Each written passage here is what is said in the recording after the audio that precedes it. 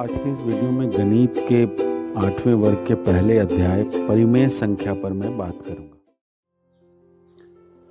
Hello बच्चों, आज मैं वर्ग 8 के पहला चैप्टर जो है परिमेय संख्या रैशनल नंबर्स, उस पर बात करूंगा।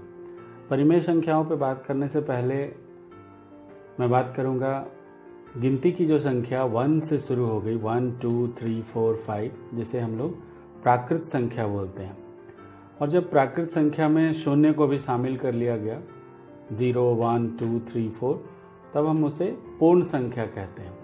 और 0 से भी छोटी संख्याएं, 0 से 1 कम -1, 0 से 2 कम -2, जब ऋणात्मक संख्याओं को भी इसमें शामिल कर लिया गया तो हम उन्हें पूर्णांक कहने लगे।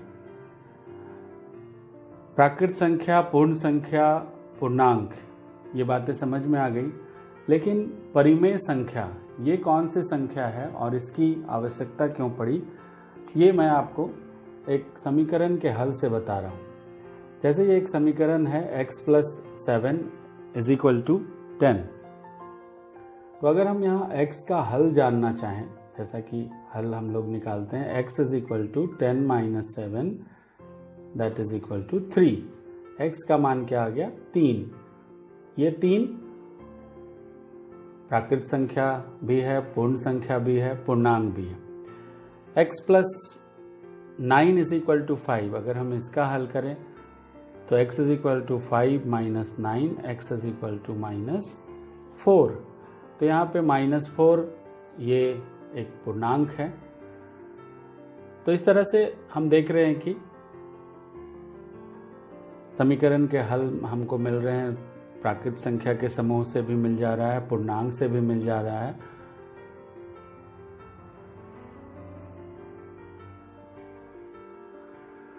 अब हम एक दूसरा समीकरण लेते हैं, 3x + 5 = 7, और इसका हल जानने की कोशिश करते हैं।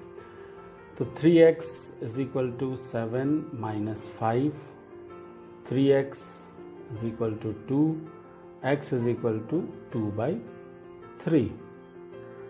तो x = 2/3 ये जो हल आया, ये न तो प्राकृत संख्या है, ये प्राकृत भी नहीं है, पूर्ण भी नहीं है, पूर्ण संख्या भी नहीं है, और ये पूर्णांक भी नहीं है।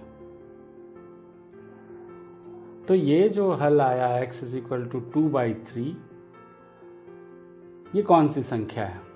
तो ऐसी संख्याओं को हम एक खास नाम दिया गया और इसे हम लोग कहते हैं परिमेय संख्या, रैशनल नंबर्स। तो इस तरह से हमें परिमेय संख्या को अगर हम परिभाषित करना चाहें तो ऐसी संख्याएं जिन्हें p/q के रूप में व्यक्त किया जा सकता है, जहां p तथा q पूर्णांक हैं और q 0 के बराबर, 0 के बराबर नहीं हो, परिमेय संख्या कहलाती है। उदाहरण के रूप में हम देख सकते हैं 2/5, -3/5, 4/-3, -7/-9। मतलब यहाँ संख्याएं p/q के रूप में है, p/q। तो अगर हम 2/5 को ले तो ये p है और ये q 5 है, और चूंकि 5 0 नहीं है, इसीलिए 2/5 एक परिमेय संख्या है। तो 2 और 5 ये दोनों पूर्णांक हैं। -3/5, यहाँ पे -3 एक पूर्णांक है, 5 एक पूर्णांक है। इस तरह से हम परिमेय संख्याओं को समझ सकते हैं। तो अगर हम बोले कि ये 5, ये -3, क्या ये परिमेय संख्या है? तो हम इसे भी देख सकते हैं कि 5, पहले तो 5 एक प्राकृत संख्या है, 5 एक पूर्ण संख्या भी है, 5 पूर्णांक भी है। 5 क्या परिमेय संख्या है? तो आप बोलेंगे p/q के रूप में तो ये नहीं है। तो बच्चों, कोई भी संख्या को हम इस तरह से 5/1 के रूप में अगर 5 को लिख दें तो ये p का रूप है और ये q का स्थान ले रहा है, और जहाँ q 0 नहीं है, इसीलिए 5 को हम परिमेय संख्या में भी शामिल कर सकते हैं। उसी तरह से -3 है। -3 को अगर हम ऐसे देखें -3/1, तो ये P है, ये Q है। तो -3 प्राकृत संख्या तो नहीं है, -3 पूर्णांक है और हम इसे परिमेय संख्या में भी शामिल कर सकते हैं। तो इस डायग्राम के माध्यम से अगर हम समझना चाहें तो प्राकृत संख्या जो नेचुरल नंबर से गिनती की संख्या 1, 2, 3, इसके बाहर पूर्ण संख्या जब हम इसमें शामिल कर लिए तो पूर्ण संख्या के अंदर ही प्राकृत संख्या समाहित है। अगर हम कोई संख्या ले 3 तो ये प्राकृत संख्या है, ये पूर्ण संख्या भी है, पूर्ण संख्या के घेरे के अंदर भी आ गए। प्राकृत संख्या और पूर्ण संख्या पूर्णांक में समाहित है, तो पूर्णांक जो प्राकृत संख्या है वो पूर्ण संख्या भी है, जो पूर्ण संख्या है वो पूर्णांक भी है, क्योंकि ये पूर्णांक के घेरे के अंदर है ये दोनों संख्याएं। और इसी तरह से परिमेय संख्या, तो परिमेय संख्या अगर हम कहें रैशनल नंबर्स, तो रैशनल नंबर्स के अंतर्गत प्राकृत संख्याएं, पूर्ण संख्याएं, पूर्णांक, ये सारे जब आ गए तो हम उसे परिमेय संख्या के अंतर्गत ये सभी है। तो कोई अगर परिमेय संख्या है तो हो सकता है वो पूर्णांक ना हो, कोई पूर्णांक है तो वो पूर्ण संख्या नहीं होगा, कोई पूर्ण संख्या है तो वो प्राकृत संख्या नहीं हो सकता है। लेकिन कोई प्राकृत संख्या है तो वो पूर्ण संख्या भी होगी, वो पूर्णांक भी होगा और वो एक परिमेय संख्या के अंतर्गत भी आएगी। अब हम लोग देखेंगे धनात्मक तथा ऋणात्मक परिमेय संख्याएं। जैसा कि बच्चों आपने जाना कि P/Q के रूप में हो और Q 0 ना हो। हम अगर कोई नंबर लेते हैं 5/3, दूसरा नंबर है -7/-9, तो वैसी परिमेय संख्या है जिसका अंश और हर ये दोनों का चिन्ह समान हो। यहाँ पे प्लस है, प्लस प्लस है या माइनस माइनस है, तो वो परिमेय संख्या है जिसके अंश और हर दोनों के चिन्ह समान हो, तो ये धनात्मक परिमेय संख्या है। धनात्मक, क्योंकि नीचे भी माइनस है, ऊपर भी माइनस है, तो हम अगर दोनों ऊपर और नीचे को -1 से गुना करें तो ये फिर से हमें प्लस में अंश और हर दोनों हो जाएगा। हम लोग इसको ऐसे कैंसिल भी कर देते हैं। तो अंश और हर के अगर चिन्ह समान है तो वो धनात्मक परिमेय संख्या है, और अगर चिन्ह अलग अलग है, -5/3 है या 7/-9 है, अगर ऐसा है, अंश में यहाँ माइनस का चिन्ह है, हर में प्लस का चिन्ह है, यहाँ पे अंश में प्लस का चिन्ह है और हर में माइनस का चिन्ह है, तो अगर अंश और हर में अलग अलग चिन्ह है तो ये ऋणात्मक परिमेय संख्या के अंतर्गत आएगा। ठीक है, अब हम देखेंगे परिमेय संख्याओं का एक मानक रूप निर्धारित है, स्टैंडर्ड फॉर्म होता है। हम एक उदाहरण के तौर पर देख सकते हैं कि 36/-24 को मानक रूप में बदलें। तो मानक रूप है क्या? मानक रूप अंश बटा हर तो परिमेय संख्या होती है, हर पॉजिटिव होना चाहिए। अगर हर नेगेटिव भी है तो हमें उसे पॉजिटिव बनाना पड़ेगा, और अंश बटा हर में एक के अतिरिक्त कोई सार्वगुणनखंड नहीं होना चाहिए। मतलब वो सार्वगुणनखंड एक होना चाहिए, मतलब वो और फिर किसी और दूसरी संख्या से भाग नहीं लगना चाहिए। तो यहाँ पे अगर 36/-24 है तो बच्चों ये स्टैंडर्ड फॉर्म में नहीं है, अभी हमें इसे स्टैंडर्ड फॉर्म में लाना होगा। तो 36 और 24 का अगर हम देखें कि वह बड़ी से बड़ी संख्या जिससे 36 में भी भाग लग जाएगा और 24 में भी भाग लगेगा वो है 12। तो 12 से अगर हम 36 में भाग दे दें और -24 में भी 12 से भाग दे दें तो ये संख्या आ जाती है 12 × 36 और 12 दूना 24। तो 3/-2 तो ये आ गया, लेकिन 3/-2 ये स्टैंडर्ड फॉर्म में तब तक नहीं होगा जब तक कि हम हर इसका अभी भी माइनस है। तो हम इसके हर को धनात्मक कैसे बनाएंगे? तो हम -1 से अंश तथा हर दोनों में गुना कर देंगे। इससे क्या होगा? 3 गुना -1 -3 और नीचे -2 गुना -1 2।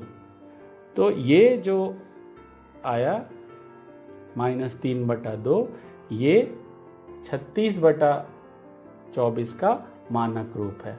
मतलब 36/-24 को हम -3/2 में बदल दिए और ये मानक रूप में है।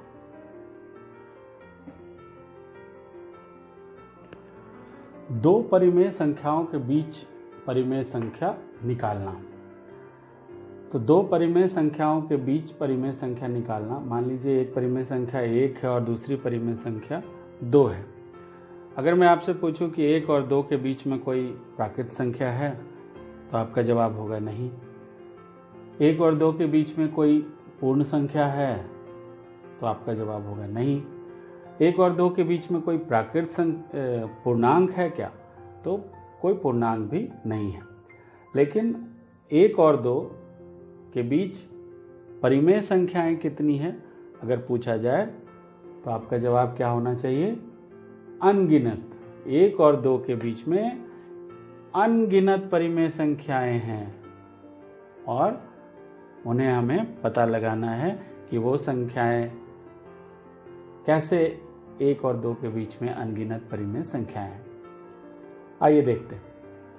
अगर हम 1 और 2 के बीच में संख्या का पता लगाना चाहते हैं, तो हम 1 को चलिए लिख देते हैं 5/5, तो ये 1 है। इसी तरह से 2 को क्या लिख दें कि जिसका हर, अगर इसका 5 है तो हम इसका भी 5 लिख रहे हैं, तो ऊपर क्या लिखना होगा? 10। 5 दूना 10, 10/5 ये 2 है, 5/5 ये 1 है। अब हमें इनके बीच में संख्या नजर आने लगी। 6/5, 7/5, 8/5, 9/5, इस तरह से अगली संख्या 10/5। मतलब 5/5 और 10/5 के बीच में ये 4 संख्याएं थे। तो 5/5 क्या था? 1 है, और 10/5 क्या है? 2 है। तो ये संख्याएं 1 और 2 के बीच में। अब हम इसको थोड़ा और बड़ा करते हैं। अब हम 1 को लिखेंगे 10/10, तो 2 को क्या लिखना होगा? 20/10। अब हम देखेंगे कि 10/10 और 20/10 के बीच में कौन सी संख्या है? 11/10, 12/10, 13/10, 14/10, 15/10, 16/10, 17/10, 18/10 और 19/10 और अगला। तो इतनी सारी जो संख्याएं हैं ये भी 1 और 2 के बीच में ही है। इसी प्रकार इसके रेंज को और हम थोड़ा बड़ा करते हैं। हम 100/100 लिख दें और इधर 200/100 लिख दें, तो क्या होगा? फिर से हमें ये संख्या मिलेगी 100/100, 102/100, और इस तरह से हम अगर करते जाएंगे तो लास्टली हमको 199/100 ये संख्या प्राप्त होगी। तो आप देख रहे हैं कि जितना हम संख्या को, दोनों संख्याओं को विस्तार करते जाएंगे, उसके बीच में हमें संख्याएं प्राप्त होती जाएंगी। तो अनगिनत संख्याएं हमें दो परिमेय संख्याओं के बीच में मिल सकता है। अब अगर ऐसी समस्या है कि 1/3 और 3/5 के बीच में हमें परिमेय संख्या ज्ञात करना है, तो हम देखेंगे कि ऐसा क्या है जो हम इसके दोनों के हर को समान करने के लिए बना सकते हैं। तो अगर हम 3 और 5 को देखें तो 15 इसका लसा है। तो अगर हम 1/3 में 5 से गुना करें तो हम ऊपर भी 5 से गुना कर दें, तो ये मिल गया हमें 5/15। इसी तरह से अगर हम इसके नीचे 15 करना चाहते हैं तो हम इसे 3 से गुना करेंगे, तो ये हो गया 3 तिया 9 और 5 तिया 15। तो अब 1/3 बदल के क्या हो चुका है 5/15 और 3/5 बदल के क्या हो चुका है 9/15। ये समतुल्य परिमेय संख्या है। 1/3 को हम 5/15 भी कह सकते हैं, 3/5 को हम 9/15। ऐसा करने से क्या हुआ, अब हमारे दोनों संख्याओं के हर में समान है। जो पहले अलग अलग था 3 और 5 था, अब हम उसे बराबर बना चुके हैं। तो अब हमें 5/15 से 9/15 में पहुंचना आसान है। 6/15, 7/15, 8/15। तो ये 3 संख्याएं हमें प्राप्त हो गई जो 1/3 और 3/5 के बीच है।